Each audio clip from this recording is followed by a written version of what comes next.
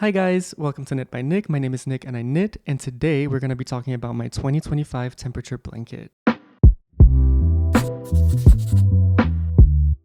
2026 is finally upon us, and that means that I finally finished my 2025 temperature blanket. This was by far the longest project I've ever crocheted, and you can see it, it's right here behind me. So if you don't know what a temperature blanket is, it's essentially a blanket where each crochet row in the blanket represents a day, and the color of that row represents the temperature of that day. In my case, I decided to crochet the highest temperature of the day. Okay, so the colors of the blanket are navy blue, which is for anything below 2 degrees Celsius, a lighter blue, which is between, wait, let me check. I thought I would remember this. Okay, here we go. The navy blue is for anything, it's for 2 degrees Celsius and below. The lighter blue is for 3 degrees Celsius to 6 degrees Celsius. White is for 7 degrees Celsius to 11 degrees Celsius. Light yellow is for 12 degrees Celsius to 16 degrees Celsius. Darker yellow is for 17 Celsius to 21 degrees Celsius. Orange is for 22 degrees Celsius to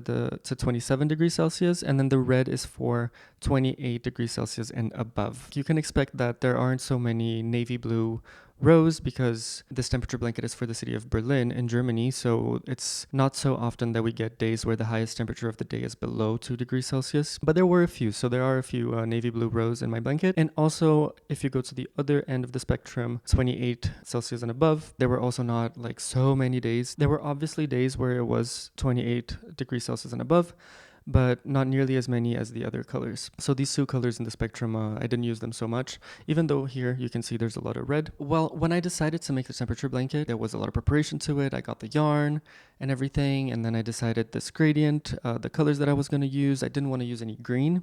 I didn't feel like green represented any temperatures, so I decided to pick colors that represent temperatures. So blue through white for winter, colder days, and then light yellow to orange to red for warmer days. But you'll also notice that I didn't do like 0 to 5 degrees, then 5 degrees to 10 degrees, 10 degrees to 15 degrees. I used like broken numbers because when I was planning for my 2025 temperature blanket, I looked online at the previous year in 2024 and I saw all the different temperatures throughout the year, and I thought that breaking it up this way would be the most would be a nice way to have a nice gradient for my blanket. But yeah, as I said earlier, this blanket was made for the city of Berlin in Germany, so there's quite a difference between winter and summer. I think if you're making it for somewhere like Florida or somewhere like Rio de Janeiro in Brazil, like there won't be much of a difference throughout the year. So you might need to like really think of the range in temperature. But because Berlin has pretty cold winters and pretty warm summers, I feel like this was a good city to make a temperature blanket for. I used the moss stitch for crochet, which is where you do a single crochet, then you chain one, then do a single crochet, then chain one, do a single crochet, and chain one, which means that when you flip your work, when you turn your work and you start working on the next row, those chains from the previous row are going to be holes in your row. So instead of doing single crochets on top of another single crochet, you're going to chain one and then single crochet into that hole, and then chain one, single crochet into that hole. Anyway, it's a bit complicated to explain. I'm going to put a screenshot of it here so you see what the final result looks like. I think it's a really nice stitch. I decided to go with this stitch because since you're working on the whole of the previous row, there's some intertwining between the colors a bit more. It's not just like full rows of single crochet. The colors kind of blend a bit more, and I thought that would be a nice touch for a blanket that's supposed to be completely colorful. A negative side to this stitch is that because we are chaining and leaving spaces between single crochets, that means that sometimes there can be little holes in the blanket, which is not exactly what you want if you want like a super warm blanket. I also have to say that this blanket is knit with cotton, Hobbii 8x8. I talked about this in my stash video. Every video that I record, I end up talking about my stash video. I decided to make this in cotton because, well, first because it's cheap, and I don't know, because I was really into cotton at the time that I was planning for this temperature blanket. But now in retrospect, I see that maybe cotton isn't the warmest material to work with, and the blanket is not necessarily super warm, and cotton also made the blanket quite heavy. I will go through a financial breakdown of this blanket in a bit, and like how much it weighs, the dimensions and everything. So, but yeah, I decided to use this moss stitch.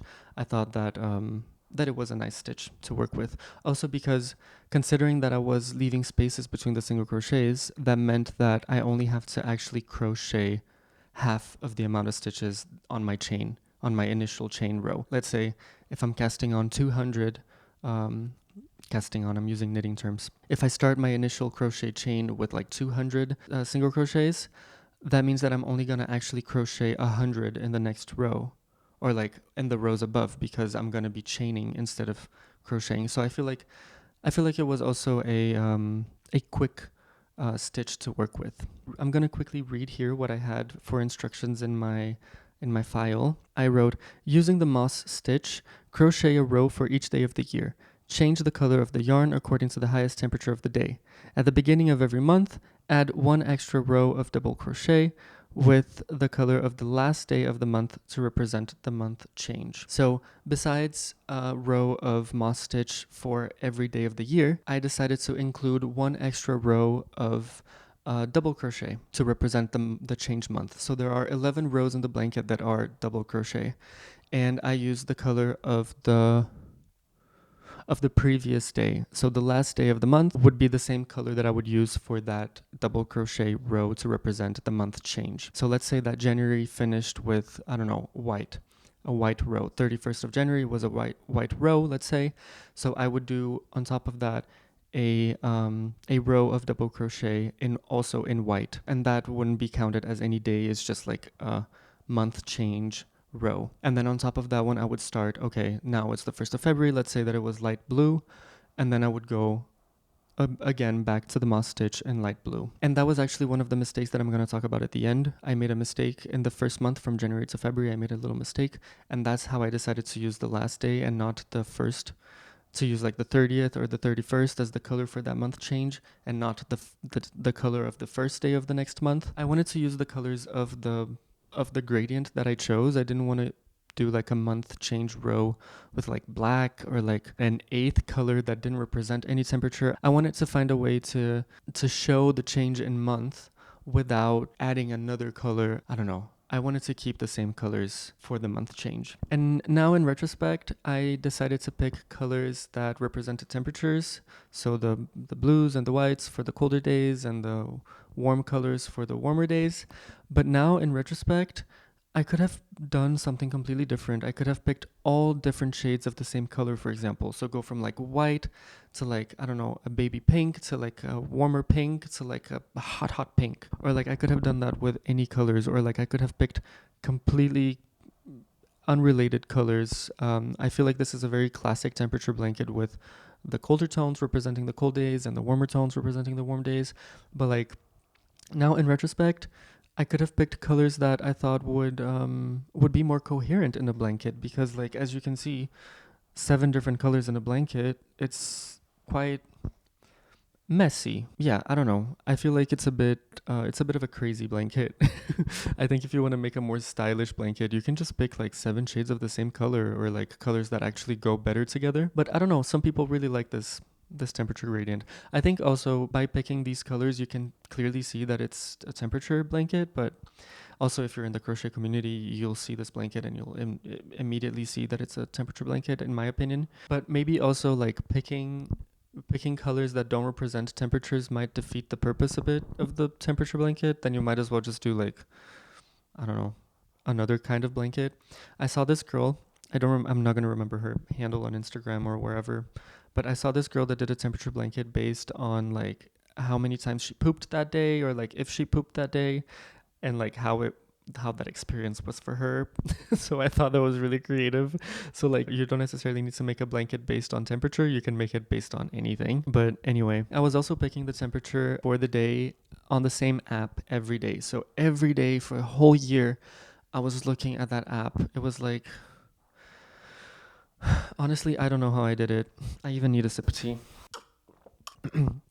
It's actually a bit crazy to think that I did that for a whole year every single day. But like I did it and it's done, and oh my god. But yeah, I was using the same temperature app on my phone, like just the regular iPhone temperature app.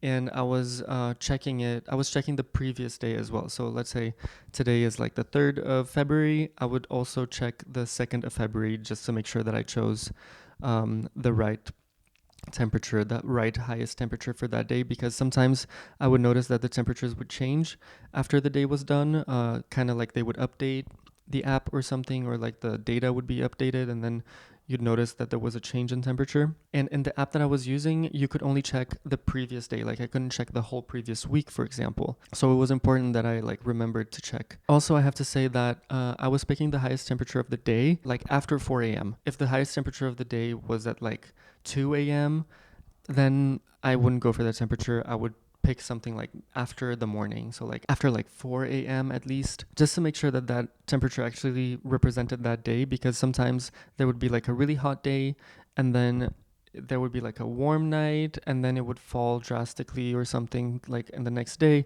So like I wanted to make sure that the temperature that I was picking actually represented that day. So yeah, I just picked the highest temperature of the day after like 4 a.m. or like 6 a.m. like, yeah.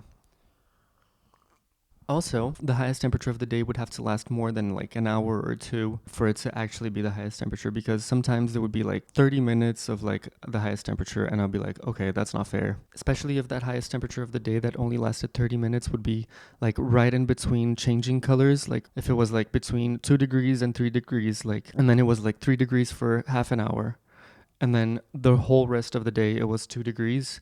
That meant that I would have to switch for like a lighter blue instead of the navy blue. If it was, for example, between 4 degrees and 5 degrees, that wouldn't make a difference because the color would be the same. But if it was right in between like a change in color, then I would make sure that it was more than like 1 hour, 1.5 hours, or else I felt like it wasn't quite fair. But yeah, about the moss stitch, there are many positives. I talked about like the gradient, that I think it's a nice stitch if you want like a color gradient.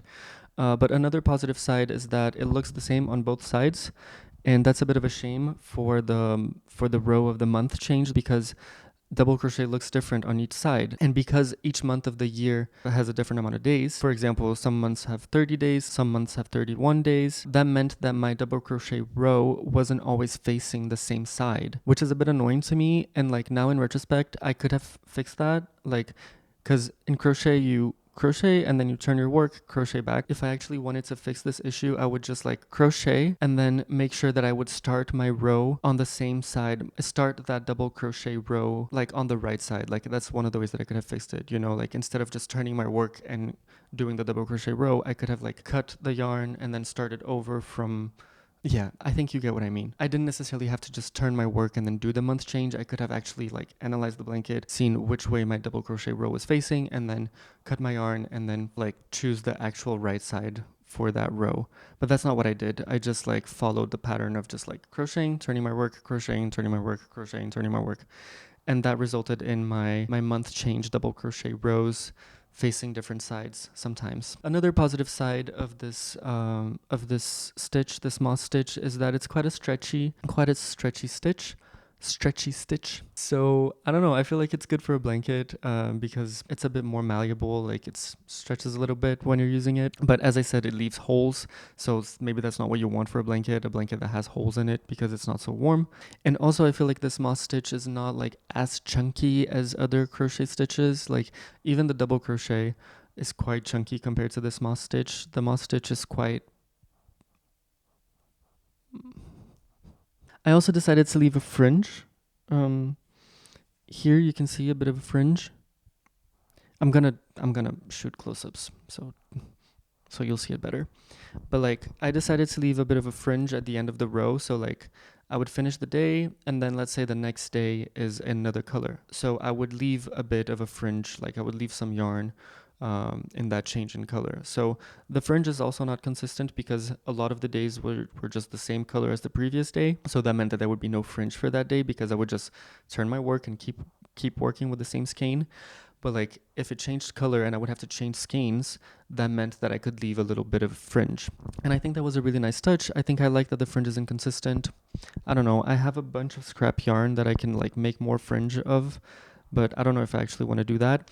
And it was really hard to make the fringe size consistent as well. Like I thought of fixing the fringe size now that the blanket is done, but I don't know. I think I'm just going to leave the fringe inconsistent. For the last row of the blanket, I decided to, so like 31st of December, I did my my moss stitch row representing that day. I wanted the end of the blanket to kind of look similar to the first row of the blanket, the chain row, but it was impossible to replicate that. Like the chain row is basically, it was really hard for me to find a way to make like a border at the end of the blanket that looked exactly like the chain row. So I decided to like just do a row of slip stitch after the 31st.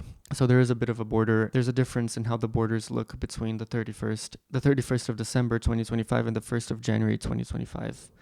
Because I started the blanket with a chain, with a row of just chains, you know, and it was pretty much impossible to replicate that row of chains after the 31st of December 2025. But you know what? I'm okay with that. Also, I haven't blocked this yet.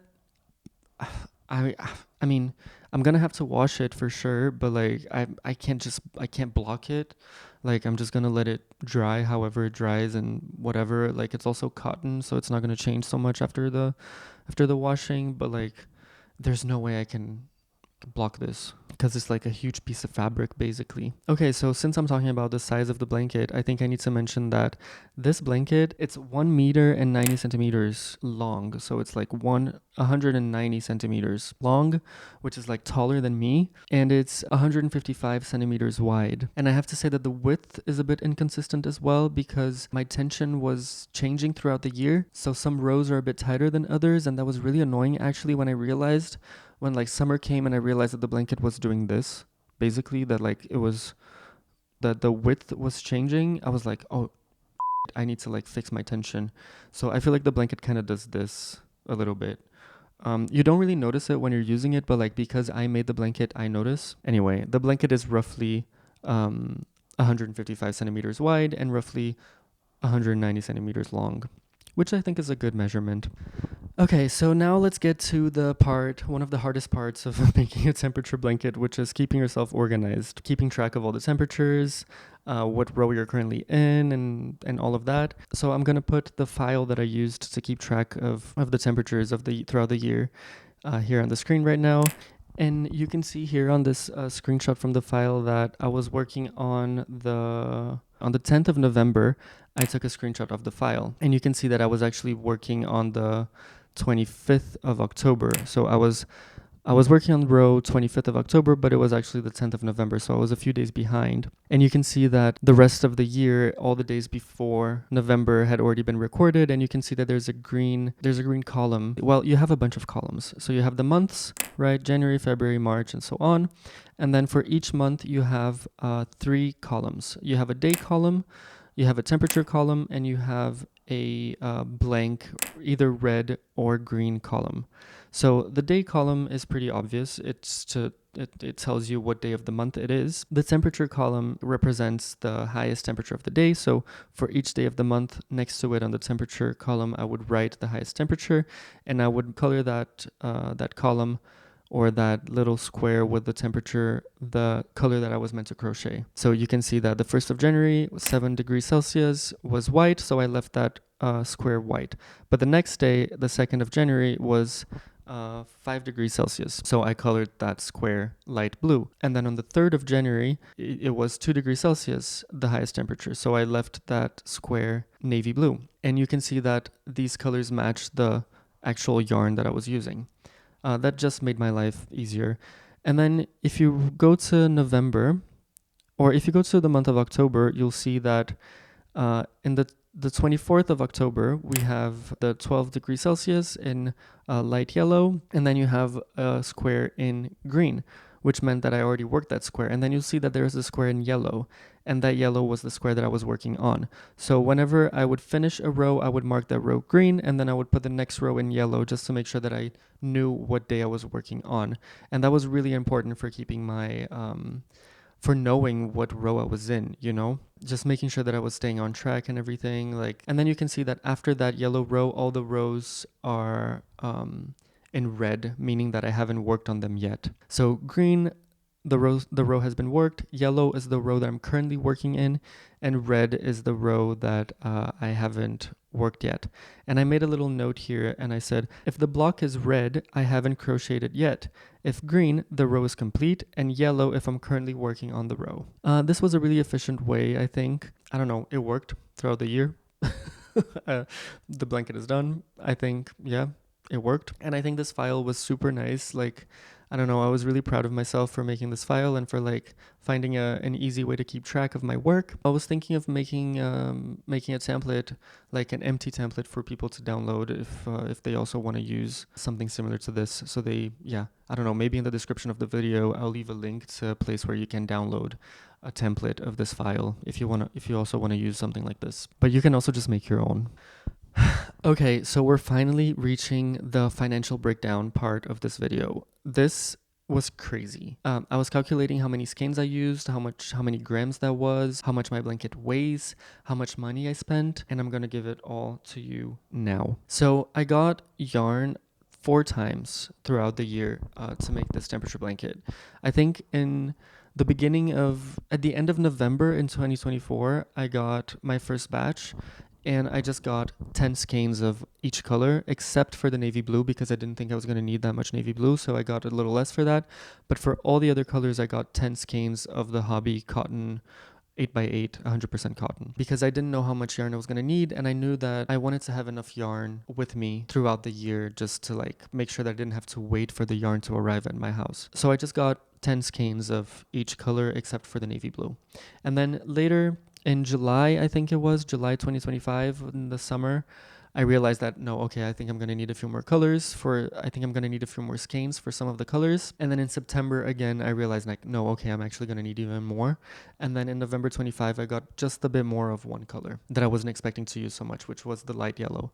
But let's break it down by color, okay? So for the navy blue, I got 16 skeins in total. So throughout the year, I bought 16 skeins. For the first batch, I got 6 skeins, and I paid €7.80. For the second batch, I got 5 more navy blue skeins for the price of €7.55.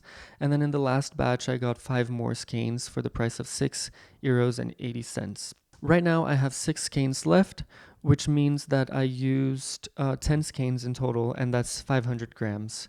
Calculate the price, the money, the total amount I spent for the navy blue skeins. It adds up to €22.15. The price for each skein changed throughout the year because there were discounts and I had discount codes and so on. So I decided to calculate the price per skein for each color. So the price per skein for the navy blue color was €1.38. And considering I used 10 skeins for my blanket, I was able to find out that I used 10 skeins because I got 16 skeins in total, and then I have 6 left. That means that I used 10 skeins for the blanket. 10 skeins represents 500 grams because each skein is 50 grams. It's a lot of math. Okay, I'm going to try and put it all on the screen to make it easier, but like a lot of math, try to follow along. Anyway, I spent basically €13.80 only in navy blue for the blanket. And then for the lighter blue, I got 15 skeins in total. I got 10 in the first batch for the price of €13. I got 5 more skeins in the second batch for €6.79. And that was it. I actually didn't get so much. And then I spent €19.79 in total for all of the light blue skeins, which means that each skein was €1.32.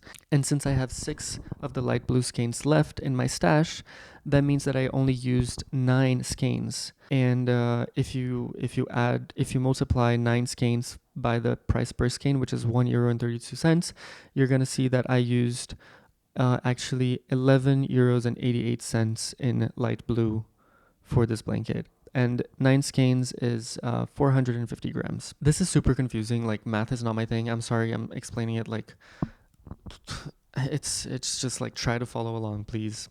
But I find that this is actually really interesting. Okay, let's move on to the next color. And the next color is white. And in total, I got 21 skeins.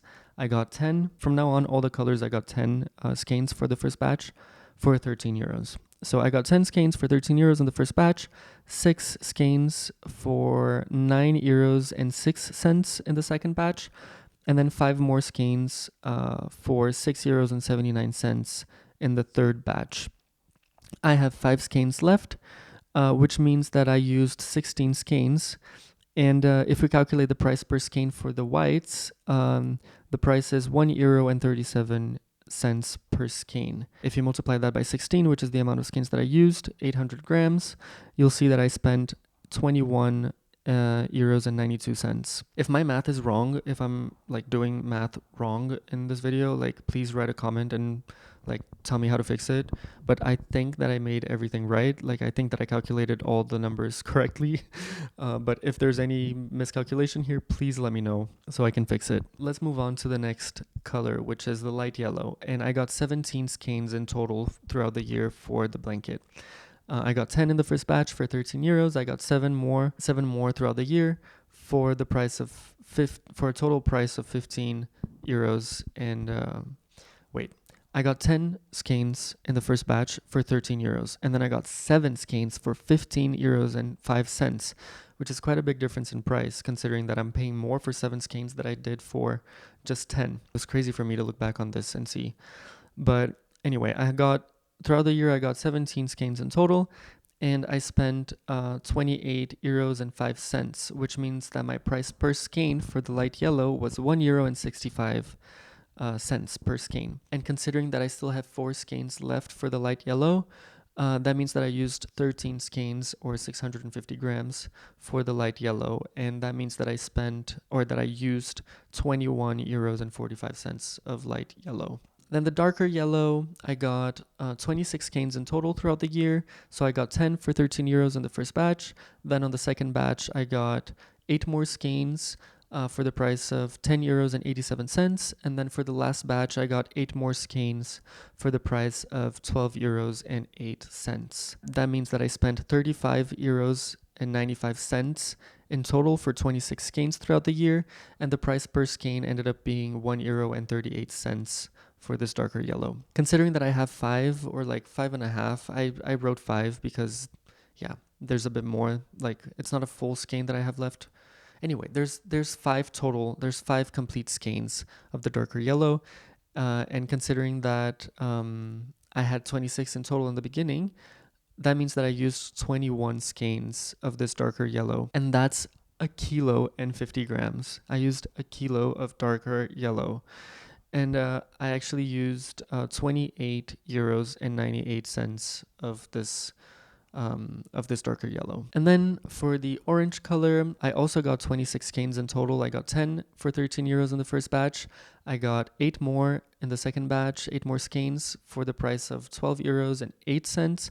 And then on the last batch, I got 8 more skeins for the price of 10 euros and 88 cents. That means that I spent a total of 35 euros and 96 cents for the orange, and that means that the price per skein is 1 euro and 38 cents.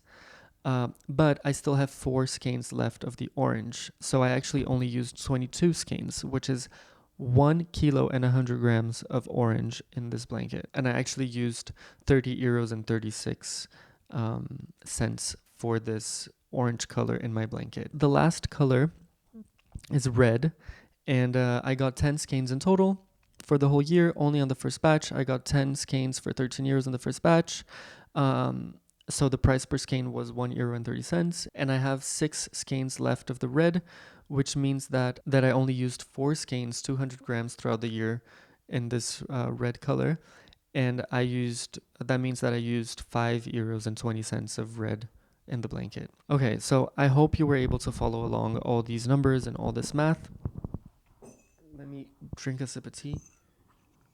So, knowing all of these numbers, I was able to calculate how much money I used and how many skeins I used and how much my blanket technically weighs. So, I used a whopping of 95 skeins of 50 grams in this blanket. 95 skeins. That's 4 kilos and 750 grams. This blanket is almost 5 kilos. Can you believe that? I was shocked. Like, I knew that the blanket was heavy because, like, I was working on it. But, like, when I actually did the calculation and I saw that it was almost 5 kilos, that blew my mind.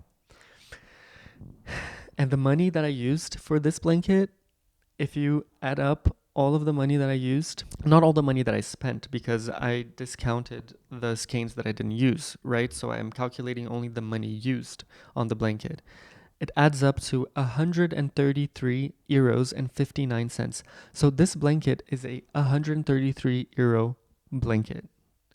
in materials only, not considering the hours that I worked on this blanket, because I'm gonna get to the hours. I also have to mention that I got some scrap yarn from this blanket. When I was talking about the fringe, I would say that I would leave a fringe whenever I had to switch color at the end of the row. I would leave a little bit, leave some fringe, change color in the next row. And if I could tell that I wouldn't have enough yarn in my skein for the whole row for the next day. So let's say that I'm working on a day where the color is orange and then the next color is red for the next day, right? If I could tell, or sorry, rewind. Let's say that I'm working on a day where the highest temperature was orange, and then the next day the highest temperature is also orange.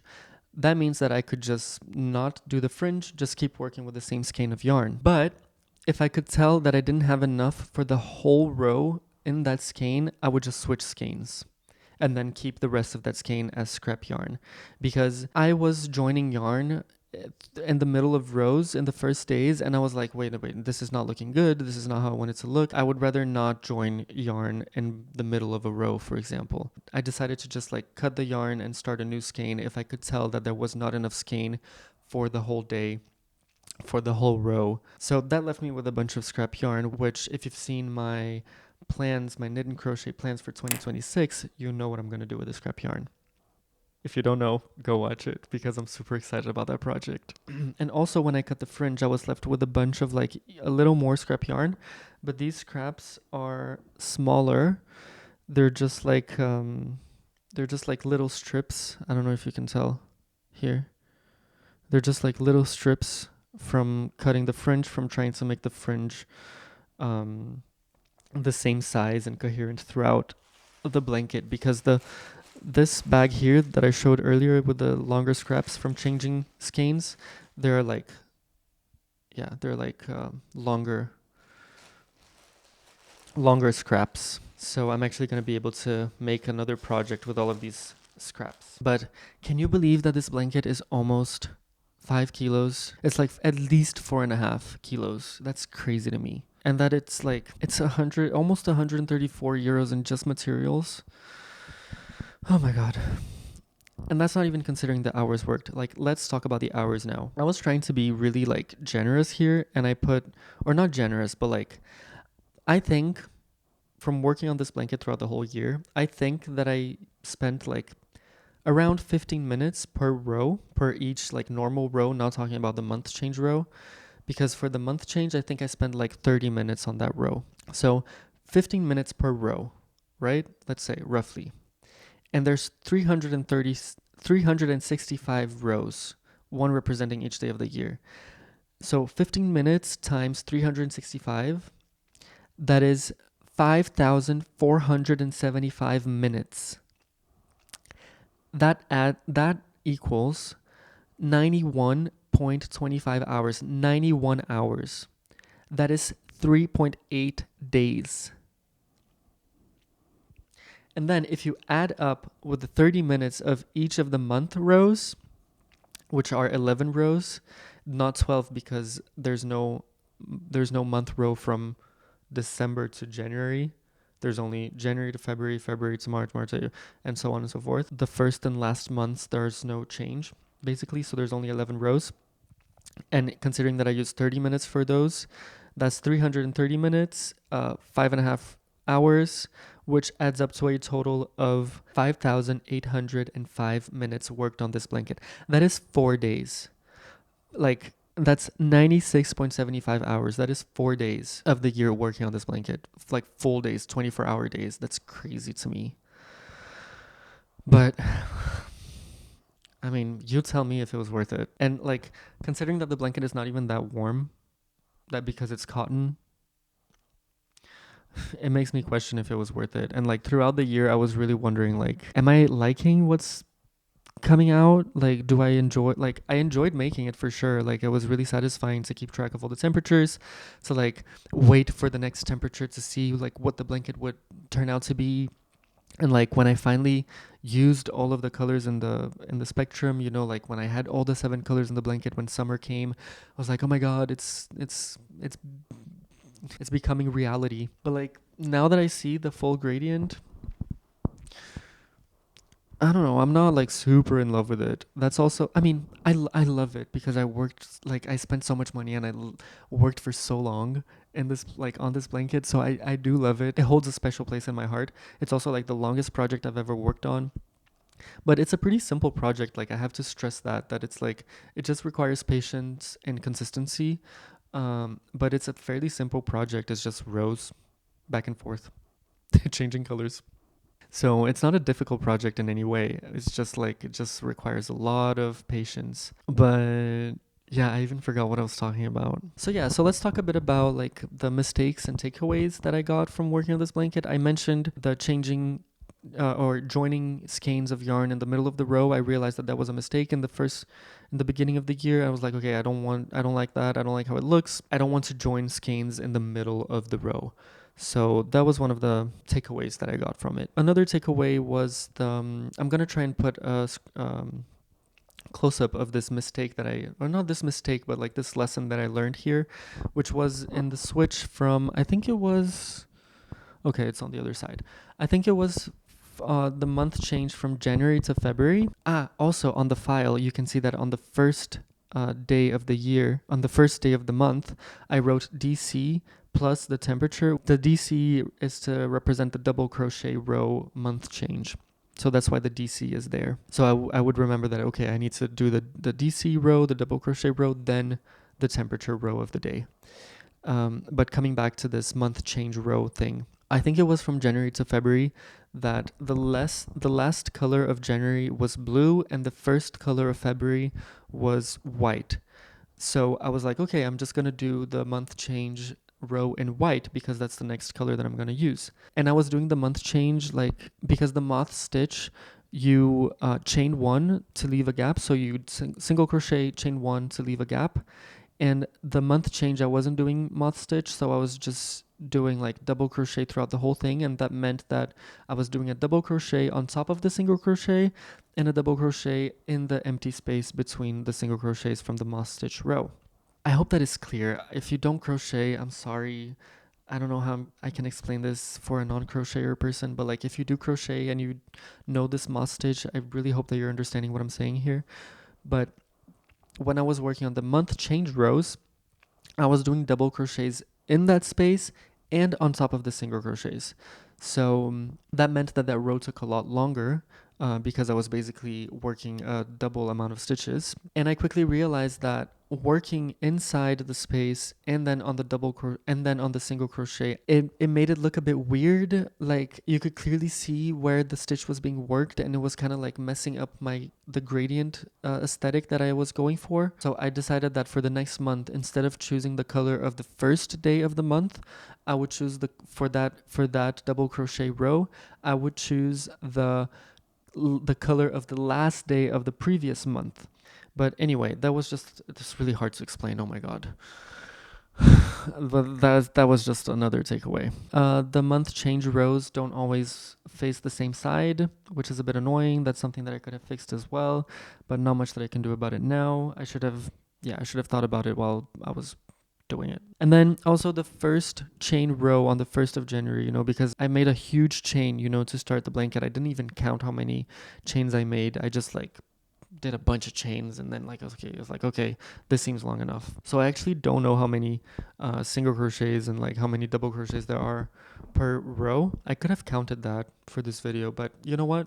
If I count it, I'm going to put it on the screen right now. If I don't count it, we'll never know. Since that first row in the blanket is a chain row, it was really hard to imitate this chain row when I finished the blanket. So I ended up just doing a slip stitch row. And that's just how it is. The first chain and the last chain in the blanket looks slightly different. I'm just going to have to live with it. I also mentioned that my tension changed throughout the year, which left a weird shape in the blanket, but I tried to fix it. I tried to loosen I started the blanket with a way looser tension, a lot looser stitches. And then throughout the year, I started crocheting tighter.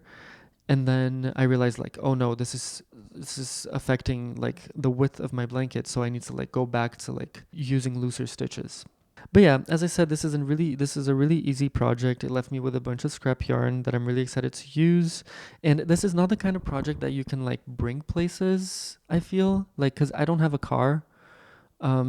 So I can't just like, I don't know, I wasn't like, I guess you could take it to like a road trip or something if you're like on a car in a car, but like I was just taking trains and stuff, and like I couldn't bring this places because it's such a huge project. It's not like, I don't know, if you're knitting a beanie, for example, or like if you're knitting a sweater, or if you're crocheting something small. So I was only working on this blanket when I was actually at home. If I could have taken this blanket places, I would have worked more on it outside of my house, but anyway, I don't even know why I'm saying this. But I'm really, really proud of this project. This is a huge project. It's a super easy project. You know, it's very simple. It's like not complicated at all. It just requires a lot of patience, a lot of organization. And if you're planning on doing a crochet blanket, like a temperature blanket or something, just know that it's your blanket, it's your rules. You can make whatever the hell you want. That's the beauty of crochet. There are no rules. You can make whatever you want. And this is what I decided to make, and I'm really excited to show it to you guys. I was really excited to make this video, actually. I think this temperature blanket was what inspired me to make this channel in the first place, because I just felt like I needed to make a video to explain everything that I did, like how I organized myself, like the stitch that I used, how much yarn I used, how much money I spent. The fact that this weighs almost 5 kilos is insane to me. So like, I just wanted to talk about all of these things. And yeah, if you like this video, leave a like. If you didn't like this video, leave a dislike. Share with your friends. Comment, have you ever done a temperature blanket? What did you like about it? What mistakes have you made? What suggestions would you give to someone who wants to make a temperature blanket? Would you do another temperature blanket? I don't think I would. I think I'm going to keep this as my only temperature blanket. I would love to do other blankets, but maybe not temperature blankets. But yeah, share this video with your friends. Turn on the bell notifications so you know when my next video comes out. Yeah, Happy New Year. Oh my God, the blanket is done. Okay. This video is long enough. Bye, guys.